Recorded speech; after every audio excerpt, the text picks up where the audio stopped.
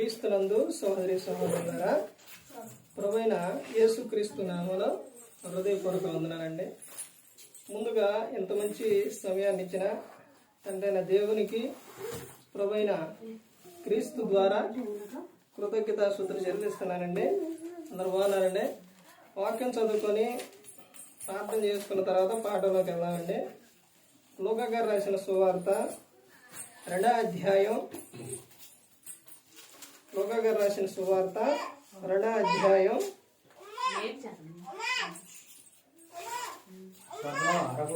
8వ వచనం నుంచి. ఆ దేశంలో కొందరు గొర్రెల కాపురులు పొలంలో ఉండి రాత్రి వేళ తమ మందను కాచుకొనుచుండగా ప్రభువు దూత వారి యొద్దకు వచ్చి నిలిచెను. ప్రభువు మహిమ వారి చుట్టూ ప్రకాశించినందున వారు మిక్కిలి భయపడి, అయితే ఆ దూత భయపడకుడి, ఇదిగో ప్రజలందరికీ కలగబోవు మహా సంతోషకరమైన సువార్తమానం నేను మీకు తెలియజేయుచున్నాను.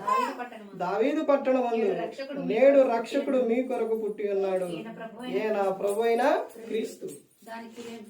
ప్రార్థన చేసుకున్నాం. పరలోకమందున్న మా తండ్రి, పరిశుద్ర ప్రేమ గల తండ్రి, గొప్ప తండ్రి, యెహోవా తండ్రి, అయా ఈ కూడికంతట్లో మీరే నడిపించండి. వాక్యం బోధించుండగా వినివారు తండ్రి మంచి రోజు తిని వాక్యానుసారంగా నడిచే భాగ్యం దయచేయండి. వాక్యం బోధించుండగా ఈ లోక సంబంధమైన జ్ఞానంతో కాకుండా మీ జ్ఞానంతో మాట్లాడే భాగ్యం దయచేస్తారని మా ప్రభువైన యేసుక్రీస్తు నామములో వేడుకుంటున్నాం తండ్రి, ఆమేన్. ప్రభువైన యేసుక్రీస్తు నామములో హృదయపూర్వక వందనాలండి. దేవుని కుమారుడు యేసుక్రీస్తు ప్రభువు ఈ లోకానికి వచ్చిన తర్వాత పరలోక రాజ్యం సమీపిస్తుంది కనుక మారు మనసు పొందమని ప్రకటింప మొదలు పెట్టారు. అంశం ఏంటంటే మహా సంతోషకరమైన సువార్తమానం. మహా సంతోషకరమైన సువార్తమానం. ఏంటి మహా సంతోషకరమైన సువార్తమానం? ఎందుకు ఈ విషయం చెప్పారు? గ్రంథం ఎప్పుడైనా గమనించారా, ఆలోచించారా? ఇది ఒక సందర్భం చెప్పేది, ఒక విషయం గమనించాలి. ఇది ఎక్కడి వరకే కాదు, ఇది అనేక చోట్లకు వెళ్ళిద్ది. కాబట్టి బైబిల్ ప్రకారంగా అది ఉన్నది ఉన్నట్టు చెప్పాలి. బాధపడ్డా అది ఏదైనా వాక్యంలో ఒక అంశం ఎంచుకున్న తర్వాత అది ఏదైనప్పటికీ ఉన్నది ఉన్నట్టే వెళ్ళాలి. ఎందుకనంటే బయట సేవకుల పరిస్థితి ఎలా ఉంది అని అంటే, ఈ రోజున సేవకుని నిలబెట్టి ఎలా మాట్లాడుతున్నారనంటే, ఏ విధంగా ఉందనంటే వీళ్ళు అసలు సేవకులేనా అన్నట్టుంది. ఆ విధంగా ఉంది. ఎలా అడుగుతున్నారనంటే, లేటుగా వస్తే ప్రార్థన చేసేటప్పుడు కన్నా లేటుగా వస్తే బయట నుంచోవాలి, లోపలికి వచ్చే పని లేదు. ఎవరిళ్ళు? ఎవరి గురించి? విశ్వాసులు కాదు, సేవకులను బయట ప్రార్థన జరుగుతుంటే రావద్దు, బయటే ఉండిపోండి అనే విషయాలు, సందర్భాలు ఎలాంటి అనేది ప్రతి ఒక్కటి వస్తుంది అని అంటే ఎంత క్రమం కలిగి ఉండాలి. సేవకుడు ఒక మాట చెప్పాడు అని అంటే, సేవకుడు ఒక విషయం ఏదైనా చెబుతున్నాడనంటే దాన్ని మనం అది వాక్యంలో ఉన్నది ఉన్నట్టు వచ్చినప్పుడు అది పాటించకపోతే అది ఎలా ఉంటుందని అంటే చాలా ప్రమాదం అండి. ఎందుకనంటే దేవుడు ఒక విషయం గమనించాలి. ఏమిటి అంటే, ఇప్పుడు సంతోషకరమైన సువార్తమానం దాని మీదే చెప్తున్నాను అంశం, ఏది చెప్పను. ఎందుకనంటే మనిషి గమనించాలి. మనిషి పుట్టుక బైబిల్ గ్రంథంలోనే ఏమని రాపించారండి మనిషి పుట్టుక గురించి? ఇది క్రీస్తు పుట్టుక. ఇప్పుడు చదవబడింది క్రీస్తు పుట్టుక, కానీ మనిషి పుట్టుక ఏమని రాపించారు బైబిల్ గ్రంథంలో? ఏమని రాపించారు చెప్పండి? ఏమని రాపించారు? ఇవి మనకు తెలియకపోతే బాధ కలిగింది. ఎందుకంటే చెప్పే సందర్భం మనకు బైబిల్ నుంచి మనం చదువుకోకపోతే, అది తెలియకపోతే ఆ సందర్భం వచ్చినప్పుడు ఏం జరిగిద్దంటే బాధ కలిగింది. మనిషి పుట్టుక గురించి ప్రసంగి 7వ అధ్యాయం అక్కడ 1వ వచనం నుంచి మనిషి పుట్టుక గురించి ఏమని చెబుతారు? ఒకని జన్మదినం కంటే మరణదినమే మేలని చెప్పారు. అంటే మనిషి పుట్టుక మేలు కానీ క్రీస్తు పుట్టుక ఎలాంటిదంట? సంతోషకరమైన. అంటే క్రీస్తు పుట్టుక సంతోషకరమైన సువార్తమానం, కానీ మనిషి పుట్టుక సంతోషకరమైన సువార్తమానం లేదు. ఎందుకనంటారు? దేవుడు నరుణ్ణి చేసిన తర్వాత ఆదిలోనే నరుడు ఏం చేసిండు? దేవుని హృదయాన్ని నొచ్చుకునే విధంగా చేసిండనమాట. నొచ్చుకునే విధంగా చేయబట్టి దేవుడు జ్ఞాని కాబట్టి ఆయన ముందే రాపించాడు. మనిషి ఎలా ఉండాలని దేవుడు కోరుకున్నాడు? ఎలా ఉండాలని కోరుకున్నాడు? ఆది కాండంలోని విషయం బాబేలు గోపురం గురించి తెలుసండి. బాబేలు గోపురం గురించి అక్కడ దేవుడు చెప్పిన విషయం ఏంటంటే, అక్కడ వాళ్ళందరినీ చెదరగొట్టిండు దేవుడు. ఎందుకు చెదరగొట్టిండు దేవుడు వాళ్ళందరినీ అక్కడి నుంచి? అక్కడ ఆదికాండంలోనే రాపించబడతారు. ఏమనంటే, భూమి మీద ప్రతి ఒక్కరు కూడా ఫలించి అభివృద్ధి చెందాలి, భూమిని నిందించాలి, విస్తరించాలి జనం అని దేవుడు రాపించారు. కానీ వారి అందరినీ కూడా మరి అక్కడ నుంచి ఎందుకు చెదరగొట్టారు అని అంటే, అక్కడ నుంచి అది ఆ గోపురం కట్టుకోవడం అనేది మనిషి యొక్క ఆలోచన. మనిషి యొక్క ఆలోచన ఎలా ఉందనంటే, వాళ్ళకి అది కట్టుకొని మేము ఏం పొందుకోవాలి?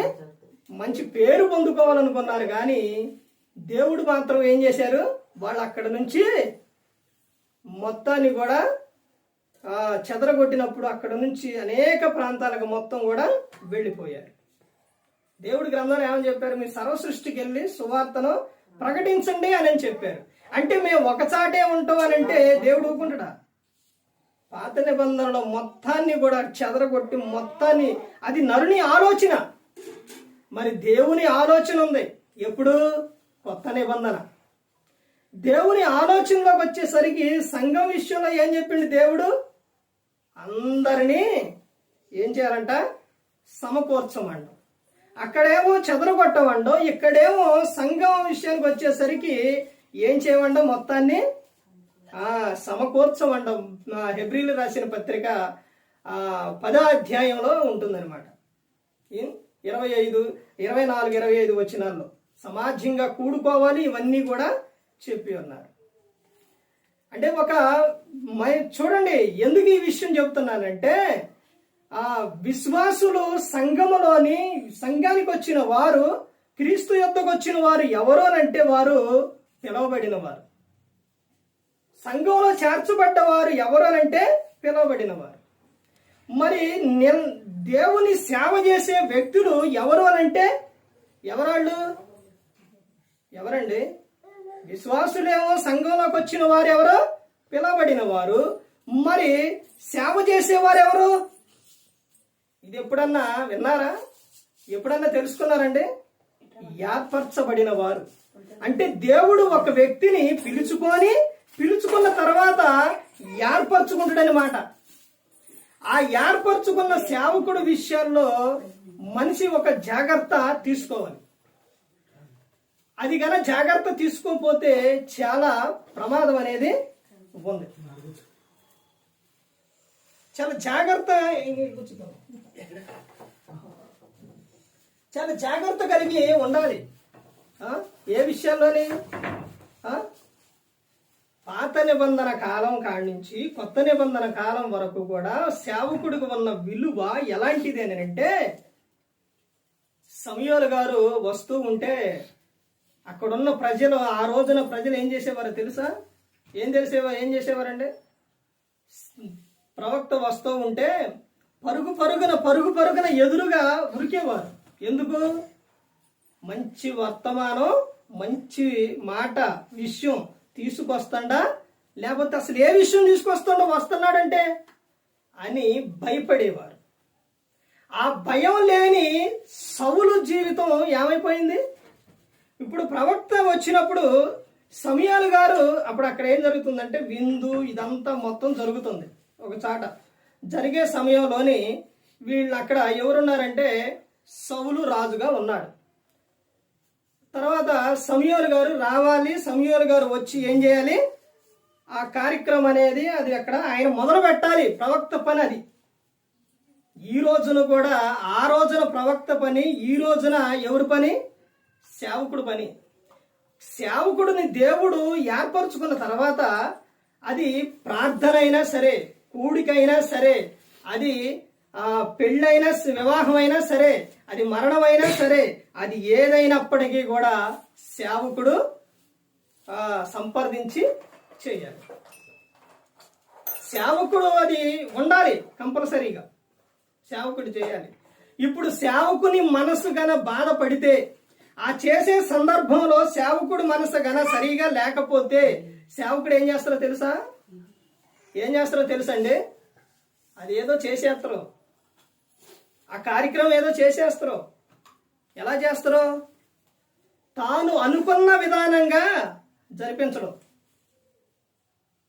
మనుషులు విధానంగా మనసు బాధపడే విధంగా చేశారు కాబట్టి జరిపేస్తారు, వెళ్ళిపోతారు. ఆ నుంచి వెళ్ళిపోతారు. కానీ క్రమంగా మాత్రం తాను అనుకున్నట్టు వాక్యానుసారంగా మాత్రం చేయడు. ఎందుకని చేయడు? అసలు వింటేగా, మనుషులు వింటే కదా. ఇప్పుడు అక్కడ జరిగిన విషయం ఏంటి? సేవకుడు వచ్చిన దాకా ఆగాలి. వాళ్ళు ఆగలేదు. ప్రవక్త వచ్చిందాక ఆగలేదండి. సమూయేలు గారు వచ్చిందాక ఆగకుండా ఈ సౌలు ఏం చేసిండు? అక్కడ దాన్ని చేసేసిండు. చేయటంతోనే ఎమ్మటనే సమూయేలు గారు అప్పుడు వచ్చారు. సౌలు, నువ్వు చేసిన పని ఏంటి? అది ఎవరు చేయాలి? నీ పని ఏంటి? నువ్వు రాజ్య పరిపాలన చేయాలి. సేవకుడు చెబితే ఓకే. ఇప్పుడు ఏలియా, ఎలీషా గారి విషయాల్లో ఉందండి. ఎప్పుడైనా ఒక విషయం గమనించండి. ఒక సేవకుడు ఇంకొక సేవకుడు ఎక్కడైనా ఉండేయండి, ఇది విశ్వాసులు అర్థం చేసుకునే పరిస్థితిలో లేరు. ఎక్కడైనా ఉండేయండి, ఇద్దరు సేవకులు ఎవరైనప్పటికీ కూడా, చిన్నోడైనా పెద్దయినా లేకపోతే ఏ సేవకుడైనా వాళ్ళు కలిసే ఉంటారు. తర్వాత ఇంకొక విషయం ఏంటంటే వాళ్ళకి ఎప్పుడు కూడా పగలనేది ఉండవు. ఒక సందర్భంలో ప్రార్థనకి వెళ్ళకపోయినా, ఒక సందర్భాల్లో ఒక చాటే ఉండకపోయినా, కానీ సేవకులు మాత్రం ఎప్పుడు కూడా వాళ్ళు ఏం కలిగి ఉంటారు? ఇప్పుడు అబద్ధ ప్రవక్తుల గురించి దేవుడు యేసుక్రీస్తు ప్రభువారు చెప్పారు. అబద్ధ ప్రవక్తులు ఉన్నారు, జాగ్రత్త పడుండి అని చెప్పారు. అంటే వాళ్ళు చెప్పేదాన్ని బట్టి, వాళ్ళు ఉండేదానిని బట్టి, అంటే వాళ్ళ మీద పగ, ద్వేషాలు ఇవేమి పెట్టుకోవడం అనేది ఉండదు. అర్థమైందండి? ఒక సేవకుడు తన సేవ విషయాల్లోని ఇద్దరు సేవకులు ఉన్నా, ముగ్గురు ఉన్నా, ఎంతమంది సేవకులు ఉన్నా కానీ వాళ్ళందరూ ఎలా ఉంటారు? ఎందుకంటే వాళ్ళందరిని ఎవరు ఏర్పరచుకున్నారు? దేవుడు ఏర్పరచుకోండి. ఇదే విషయం సౌలు జీవితంలో జరిగిన విషయం. సమూయేలు గారి తర్వాత జరిగిన విషయం ఏంటంటే, సమూయేలు గారు ప్రవక్తగా ఉన్న తర్వాత, ఆ తర్వాత సౌలు ఈ మాట, దేవుని మాట వినట్లా, దేవుడు చెప్పిన దానికి వ్యతిరేకంగా చేస్తుండో. తర్వాత ఆ సమూయేలు గారు, సౌలు వీళ్ళిద్దరిది అయిపోయిన తర్వాత, సౌలు తర్వాత వచ్చిన రాజు ఎవరు అంటే దావీదు గారు. ఇప్పుడు మీకు అర్థమైంది. దావీదు గారు వచ్చిన తర్వాత దేవుడు ఏం చేసిండు? అసలు రాజుగా ఎన్నిక చేసింది ఎవరు? సౌలుని పిలిచి ఎన్నిక చేసింది ఎవరు? అసలు మాకు రాజు కావాలి అని ప్రజలంటే పిలిచింది, ఏర్పరిచింది ఎవరు అని అంటే దేవుడు. అది సమూయేలు ప్రవక్త ద్వారా అభిషేకించిండు. ఇప్పుడు తర్వాత ఈయన క్రియలు ఇవన్నీ బాగోక దేవుని మాట వినకపోతే సేవ మాత్రం ఆగదు. నువ్వు కాకపోతే ఇంకొకళ్ళే, ఎవరినో ఒకళ్ళని రప్పిస్తున్నావు. దేవుడు తన పని మాత్రము ఆగదు. ఆ తర్వాత వచ్చిన వ్యక్తి ఎవరు అంటే, సమూయేలు గారు అభిషేకించిన వ్యక్తి ఎవరో? దావీదు గారు. సౌలు తర్వాత వీళ్ళిద్దరి విషయాల్లో ఇప్పుడు సేవకుడి గురించి మీకు అర్థమైపోయింది. ఎలాగనంటే, మనకు అర్థం అవ్వాలంటే చెప్పే ప్రతి ఒక్కటి మనం ముందు గ్రంథం చదివితేనే అర్థమవుతుంది. ఇప్పుడు ఎన్నో బాధలు పెట్టిండు ఎవరు? సౌలు. ఎందుకు ఒక వ్యక్తిని ఇంకొక వ్యక్తి బాధ పెడతారు? ఎందుకు బాధ పెడతారు? తనలో దురాత్మ ఉంటే, దెయ్యం ఉంటే బాధ పెడతారు. ఇప్పుడు అక్కడ జరిగిన విషయం కూడా అదే. అలా బాధ పెట్టే సందర్భంలోనే దావీదు గారు పారిపోతారు. పారిపోయిన తర్వాత గుహలోకి వెళ్ళిపోతారు. గుహలోకి వెళ్ళినాడు, తిరిగి వస్తారని సౌలు ఏం చేస్తారు? అడ్డంగా పడుకుంటాడు. నిద్ర పట్టింది. ఇప్పుడు దావీదు గారు లాభం నుంచి బయటికి రావాలి. వచ్చే సందర్భంలోని సౌలుని చంపేయకూడదా? నిద్రపోతాడు, చంపేయచ్చు. కానీ అక్కడ నుంచి తను దాటి వచ్చేసిన తర్వాత సౌలు లేచి దావీదు గారిని, సందర్భం చాలా ఉండేది, అదంతా చెప్పుకుంటూ పోతే ఈ సువార్తమానం గురించి లేడు పట్టింది. ఆ తర్వాత సౌలు దావీదుని పిలుస్తారు.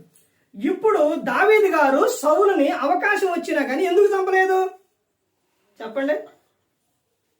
మీ అందరూ వాక్యం చదివేవాళ్ళే, వాక్యం చదవని వాళ్ళు ఎవరూ లేరు, బైబిల్ చదవని వాళ్ళు ఎవరూ లేరు, ప్రార్థన చేయని వాళ్ళు ఎవరూ లేరు. అర్థమైందండి? ఒక బయట వ్యక్తులు తప్ప క్రీస్తు సంఘంలోకి వచ్చిన వారు, క్రైస్తవులు అన్నవారు ప్రతి ఒక్కరు కూడా వాక్యం చదువుతారు. ఎందుకనంటే దావీదు గారు చెప్పిన విషయం ఏంటో తెలుసండి? దేవుడు ఏర్పరచుకున్న వ్యక్తిని నేను ముట్టను, నేను చంపను అని చెప్పిండు. ఆయన క్రియలు ఎలాగైనా ఉన్నాయి, ఎవరు చూసుకుంటారు? దేవుడు చూసుకుంటాడు.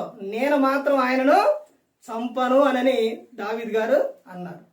ఒక సేవకుడు ఇంకొక సేవకుని ప్రవర్తన సరిగా లేకపోతే వాక్యం ప్రకారంగా చెబుతురు. ఆ వాక్య ప్రకారంగా తర్వాత వినకపోతే ఎవరు చూసుకుంటారు? దేవుడు చూసుకుంటాడు. కానీ విశ్వాసుల పని కాదు. విశ్వాసులు కన్నా సేవకుడికి వెదురు తిరిగితే అది చిన్నోడైనా పెద్ద అయినా ఎవరైనా కానీ ఎవరైనప్పటికీ కూడా సేవకుని మాట వినకపోతే అది వాళ్ళకి ఆశీర్వాదం కానే కాదు. అది ఒక్కసారే జరగదు. క్రమక్రమంగా దేవుని మాట, సేవకుడి మాట వింటే నీకు క్రమక్రమంగా ఆశీర్వాదం వచ్చింది. వినకపోతే క్రమక్రమంగా ప్రమాదం జరిగింది. ఇది జరిగే విషయం. ఎందుకనంటే దేవుడు ఏర్పరచుకున్న వ్యక్తి వచ్చి చెప్పినప్పుడు అది ఏ కార్యక్రమమైనా కానీ అది నువ్వు ఎలా చేయాలి? అది వాక్యానుసారంగా చేయాలి. కాదు నా ఇష్టానుసారంగా చేస్తా, ఇదిగోండి మా ఇష్టానుసారంగా వాక్యం చెప్పండి, లేకపోతే మా ఇష్టానుసారంగా ప్రవర్తిస్తాం అని గన మాత్రం అంటే అది మీకు ఆశీర్వాదం అనేది ఎవరికి కూడా, ప్రతి ఒక్కరికి ఇక్కడే కాదు ఎక్కడైనప్పటికీ కూడా అది ఎవరికి కూడా ఆశీర్వాదం అనేది కాదు. మనకు ఆశీర్వాదకరంగా ఉండాలి అని అంటే దేవుడు చెప్పే మాటకి ఏ మాట అయినప్పటికీ కూడా అది మనం ఎదురనేది చెప్పకూడదు. అంటే నువ్వు ఇది వాక్యానుసారం అయ్యా, మరి ఇదేంటని నువ్వు వాక్యానుసారం కాకపోతే, మీరు చెప్పేది చేసేది వాక్యానుసారం కాకపోతే వాక్యానుసారంగా అడుగు, దాంట్లో తప్పులేదు. అర్థమవుతుందండి? అడగాలి. చెప్పేది మాత్రం చేసేది మాత్రం వాక్యానుసారంగా ప్రతి ఒక్కటి కూడా ఉండాలి. మనుషులందరకు సంతోషకరమైన సువర్తమానం ఏది అని అంటే క్రీస్తు పుట్టుక. ఏంటండి? క్రీస్తు పుట్టుక. మనిషి పుట్టుకలో ఆ దేవునికి ఆనందం అనేది, అసలు మనిషిని ఏ విధంగా దేవుడు కోరుకున్నాడనంటే, ఏ విధంగా చేశాడు అనంటే తన పోలికతోని తన స్వరూపంతోని మనిషిని చేసుకోండి. కానీ మనిషి వలన దేవునికి ఆనందం రాలేదు, సంతోషం కూడా రాలేదు. అందుకని ధర్మశాస్త్రాన్ని నెరవేర్చడానికి ఎవరు రావాల్సి వచ్చింది? దేవుడే ఈ లోకానికి రావాల్సి వచ్చింది. ఆయన ఎవరనంటే యేసుక్రీస్తు ప్రభువారు. ఆయన పుట్టుక ద్వారానే మానవాళికి కూడా ఏం జరిగిందనంటే, ఏం వచ్చింది అనంటే సంతోషకరమైన సువార్తమానం అనేది వచ్చింది. ఇప్పుడు యేసుక్రీస్తు ప్రభువారు రాకముందు దేవుడు ప్రజలని ఎలా కాపాడారో తెలుసండి? ఎలా కాపాడారో చెప్పండి? ప్రవక్తల ద్వారా, రాజుల ద్వారా, తర్వాత దూతల ద్వారా, దేవుని దూతల ద్వారా. గాబ్రియల్ దూత ఈ లోకానికి పరలోకం నుంచి ఇక్కడ సమాచారం తీసుకొచ్చేది.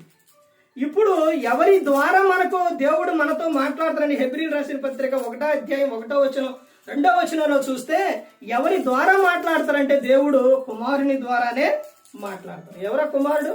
యేసుక్రీస్తు ప్రభువారు. ఆయన ద్వారా మాట్లాడతారు. అందుకనే దూత వెళ్ళి చెబుతున్న విషయం ఇదిగో, ప్రజలందరికీ ఏం కలుగుతుందంటే మహా సంతోషకరమైన సువార్తమానం.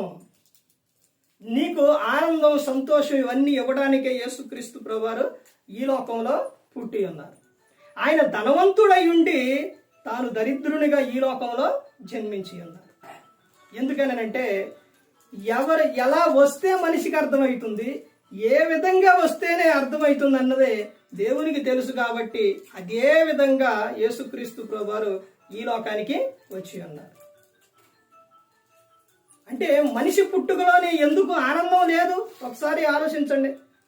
ఎందుకనంటే దేవుని మాట వినేవారిగా ఎక్కడ చూసినా కానీ లేరు. అలా ఉంటే దేవునికి ఆనందం, అలా ఉంటేనే సంతోషం. అదే దేవుడు కోరుకున్న విషయం ఏంటంటే ఎంత ఇబ్బంది అండి, ఎంత ప్రమాదం అండి, ఎంత భయంకరమైన విషయం ఒక్కసారి ఆలోచించండి. మానవాడిని రక్షించడానికి తాను పడ్డ బాధ ఎలాంటిదండి. యేసుక్రీస్తు ప్రభువారు తల్లి గర్భంలో ఎప్పుడైనా వాక్యం చదవండి, గర్భాన పడ్డ కాడి నుంచి కూడా ఆయన లోకంలో ఉన్నప్పుడు అంతకాలము కూడా ఆయన ఎప్పుడు కూడా సంతోషంగా లేరు. ప్రతి క్షణము కూడా యేసుక్రీస్తు ప్రభువారిని చిన్న వయసులోనే కాపాడుతూనే వచ్చారు. ఆ తర్వాత ఆయన యవనానికి వచ్చిన తర్వాత బాప్తిస్మం తీసుకున్న తర్వాత ఆయన ఎప్పుడు సంతోషంగా ఉన్నారండి? ఎప్పుడు కూడా ఆయన సంతోషంగా లేరు. ఆ త్యాగం మనకు గుర్తు రావాలి. ఇదిగో నా కోసం ఈ లోకానికి వచ్చి, నా కోసం ఈ లోకంలో పుట్టారు, నా కోసం ఆయన శిలువలో మరణించారు. ఇప్పుడు ఆయన విషయం, ఆయన పుట్టిన విషయాన్ని ఎలా నువ్వు ఏం చేయాలి, ఏ విధంగా చేయాలి? అనేకులకు నువ్వు చేయవలసిన విషయం ఏంటంటే ఆయన గురించి ఒకటే ఆయన కోరుకునేది ఏంటంటే చెప్పటం. ఆయన గురించి ఈ లోకానికి సువార్త వెళ్ళింది అని అంటే అది ఎవరి ద్వారానంటే యేసుక్రీస్తు ప్రభువారి ద్వారానే. 12 మంది శిష్యులను ఏర్పరచుకొని అక్కడ నుంచి అనేక ప్రాంతాలకు వెళ్ళి సువార్తనే ప్రకటించండి అని సర్వలోకానికి వెళ్ళి సర్వసృష్టికి సువార్తను ప్రకటించమని చెప్పి ఉన్నారు. అలా సువార్త ప్రకటిస్తూ ఉంటే అనేకులు ఎంతో మంది మారేవారిగా, ఎంతో మంది రక్షణ పొందేవారిగా ఉన్నారు. అలా రక్షణ పొందిన వారు, మారిన వారు, వారి జీవితాలు ఎలా ఉంటాయనంటే ఆనందంగా, సంతోషంగా ఉంటాయండి. ఎందుకని ఎన్ని విషయాలు, ఎందుకని దేవుడు అన్ని గ్రంథంలో రాపించారనంటే అది ప్రతి ఒక్కటి కూడా మన మేలు కోరి మన కోసమే దేవుడు ఈ గ్రంథంలో ప్రతి ఒక్కటి కూడా రాపించి ఉన్నారు. అంటే క్రీస్తు పుట్టుక మానవాళికి ఏమిటి అని అంటే మహా సంతోషకరమైన సువార్తమానం. అందులోనే కనబడుతుంది ఏంటి? సువార్త. అదే నువ్వేం చేయాలి, అదే నువ్వు చెప్పాలి అనేకులకు. అర్థమైందండి? క్రీస్తుని గురించి ప్రకటించి అనేకులకు తెలియపరిచినప్పుడు వారు కూడా విని రక్షణ పొందితే అదే పరలోకంలో దేవుని ఎదుట ఆనందం, సంతోషం అండి. అందుకని యేసుక్రీస్తు ప్రభువు ఈ లోకానికి వచ్చి మనందరి కోసం శిలువలో తన ప్రాణాన్ని పెట్టి ఉన్నారు. మరి ఈ విధంగా నిలబెట్టి మాట్లాడించిన తండ్రి దేవునికి కృతజ్ఞతాస్తుతులు చెల్లిస్తూ ఇంతవరకు శ్రద్ధగా ఉన్న మీకు ప్రభు పెట్టిన హృదయపూర్వక వందనాలు చెల్లిస్తూ ఈ మాటలు ముగిస్తున్న అందరికీ